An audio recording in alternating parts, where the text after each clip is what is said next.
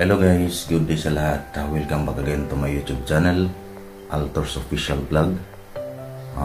Today is Monday, January 10, 2022.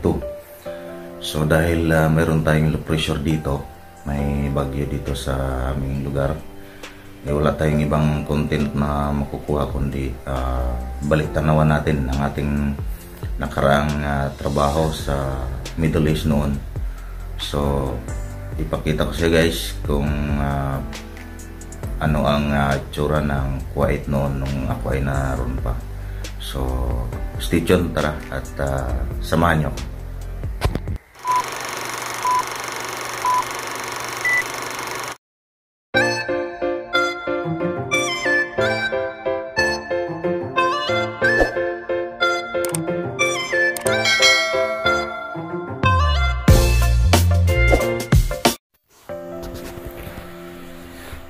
So ito guys, nandito kami ngayon sa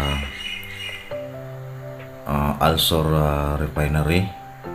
Dito ito sa may national road nila sa National Highway dito sa Kuwait. On the way kami papasok sa aming trabaho ngayon guys.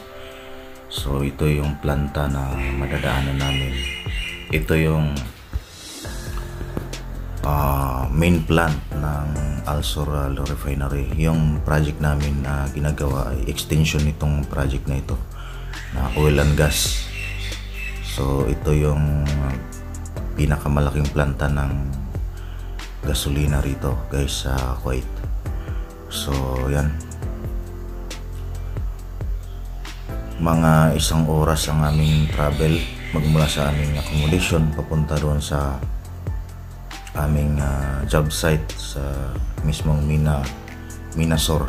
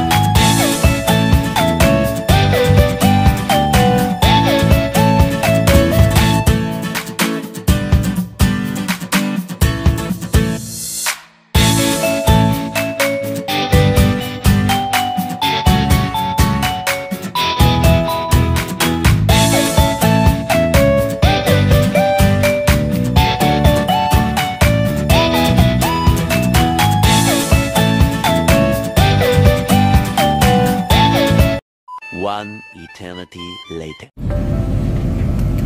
So at last guys, nakarating na tayo after 1 hour, almost 1 hour nating travel kanina. So ito na yung loob ng planta na ginagawa namin guys. So yan, ito po yung extension ng kanina na dinaanan natin doon sa tabi ng highway. Ito po yung extension niya. So oil and gas din ito guys. At isa lang po ang may-ari dito, yung sa Kuwait Energy Corporation lang ito guys. So dito po kami nagtatrabaho sa lugar na ito. Yan. Kung mapapansin nyo, napakalawak din, halos umabol sa or times 2 pa nga ang laki nito doon sa unang main gas plant nila. So yan, ito guys ang palibot ng aming ginagawang refinery. So isipin nyo kung gaano kalawak yan. Grabe yung planta na pinapagawa ng Kuwait Energy Corporation. So dito kami bubuo ng 2 taon. Dito kami bumubuo ng 2 taon na kontrata guys. So dalawa lang ang klima rito, init at lamig lang.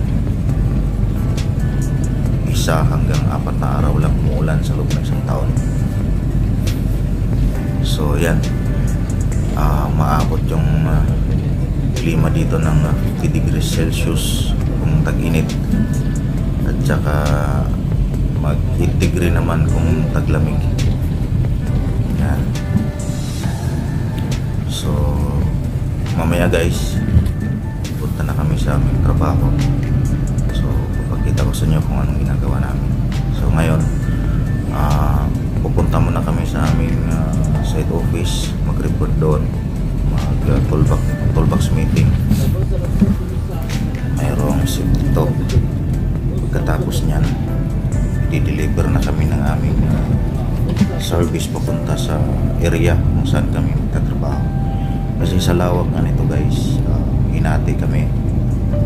Bawat isa sa amin mayroong kanya-kanyang grupo. So ito yung yarda namin guys. Yan yung pagtutulbakskan namin mamaya. Si safety to kami dyan. So yan po yung main contractor site office. So iba pa yung mga subcontractor site office na kung saan doon kami tutulbox sa kasi subcontractor lang kami dito guys. So yun, marami kaming empleyado rito. Ayan, sa lawak ng ano na yan, na area na yan, aming pagtatrabahuan. So dito halo-halo na yung tao guys, mga skilled worker, mga labor, mga heavy equipment operator. Yan. So lahat ng mga construction in demand jobs ay pwede dito. So yan, shout out sa aking lahat ng mga nakasama dito, mga Pilipino. So ito guys, mamaya konti pagkatapos ng toolbox meeting ay magtatrabaho na kami. So see you again mamaya konti guys.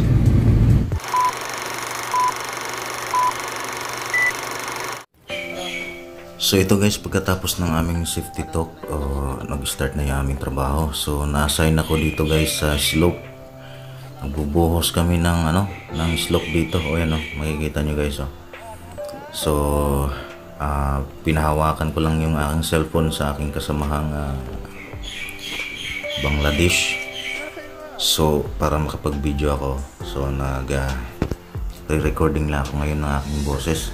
So ayun guys, dito kami, dalawang Pilipino lang kami ang na destino dito sa slope area, dito sa gate 6 ng aming planta.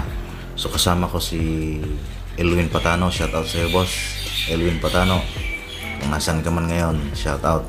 Balik tanawin natin yung ating trabaho noon. So ayan siya. So guys, ito yung aming umpisa ng araw. So yun nga guys, pagkatapos namin dun sa slope, kasama palad, tinawag ulit kami dito sa kabilang buhos naman. Dito naman sa, malawak pa naman itong flooring na binubuhosan namin. Baka sasagad kami ngayon guys sa overtime. So baka magdamag kami ngayon guys. So ito, makikita nyo, kalawak. Ang daming area pala ngayon ang bubuhusan. So kailangan ihanda natin yung ating sarili guys. Papunta tayo ng iba't ibang area ngayon ng bubuhusan. Aabutin tayo nito ng gabi ngayon. So ganito talaga. So yun na nga guys, tama yung hinala natin. So inaabot nga tayo ng gabi. So lumipat kami ulit sa ibang area, sa slope area again, sa gate 6. So ito, yan, buhos ulit kami guys. Ito yung mga kasama ko. So yan, wala talaga, magdamag kami ngayon. So okay na.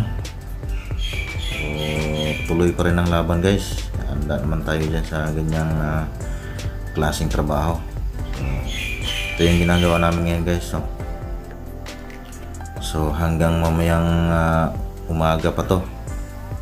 Hanggang umaga pa tong aming ginagawa ngayon dito. So shout out sa lahat na aking mga nakasama. Yan.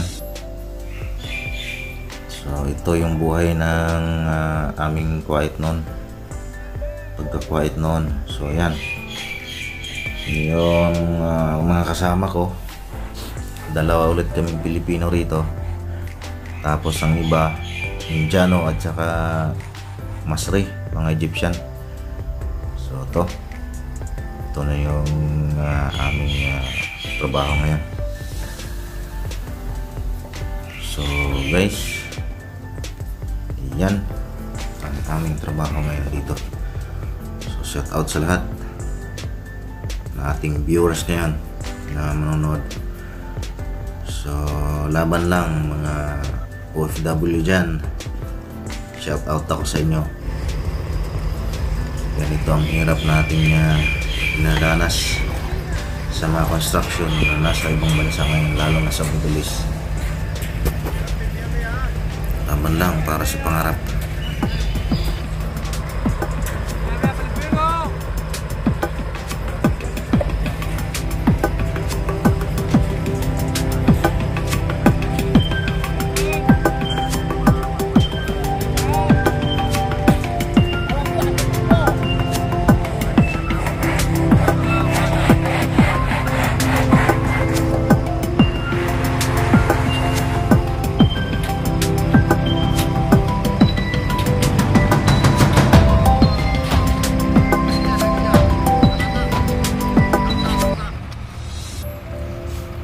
So ito na guys, umaga na.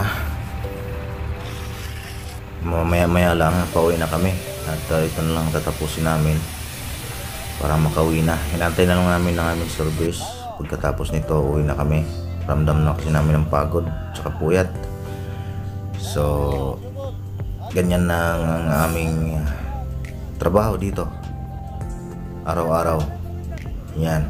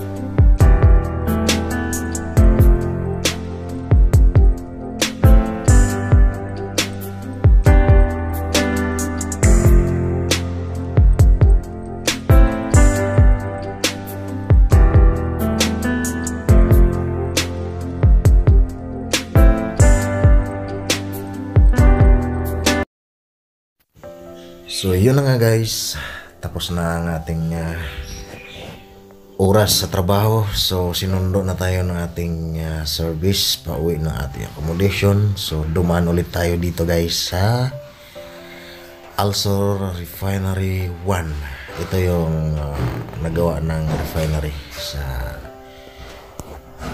Kuwait na kadugtong nung ginagawa nating project. So guys, ito sa biyahe na kami at makapagpahinga na rin at maghahanda ng lakas para naman bukas. Okay, so thank you sa inyong panonood guys, at sana i-like and i-share ninyo itong video na ito para makapagbigay ng inspiration, lalo na dun sa mga construction worker na nagtatrabaho dyan at may pangarap na makapag-abroad. Ito, may opportunity tayo dito guys. So sa mga baguhan pa po dito sa aking YouTube channel, paki-subscribe na lang po at pa-hit na rin ng notification bell para maging updated kayo lagi sa susunod pa nating mga uploads na video, na inspirational video sa mga gustong ma-inspire dyan sa pagtatrabaho bilang isang construction. So ito, babay muna sa ngayon at enjoy natin muna ang travel kasi 1 hour pa mahigit ang ating bubunuin. See you soon and see you on my next video. Thank you very much.